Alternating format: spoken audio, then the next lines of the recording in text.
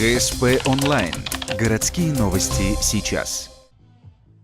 Среда, 11:00, парк культуры и отдыха. Торжественное открытие новой спортивной площадки. Новое место для любителей активного образа жизни расположилось рядом с шахматным клубом. Поле, на котором можно играть в мини-футбол, баскетбол и волейбол, ограждено забором.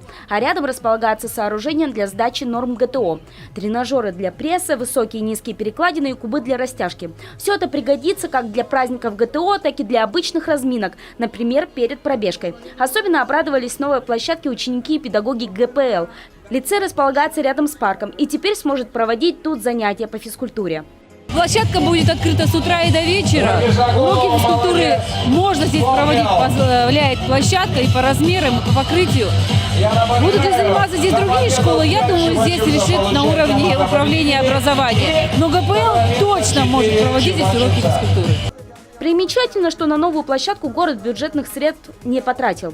Еще одно место для увлеченных спортом горожан появилось благодаря одному ухтинцу. Правда, нам некак его поблагодарить. Предприниматель, который профинансировал появление спортплощадки, пожелал остаться неизвестным.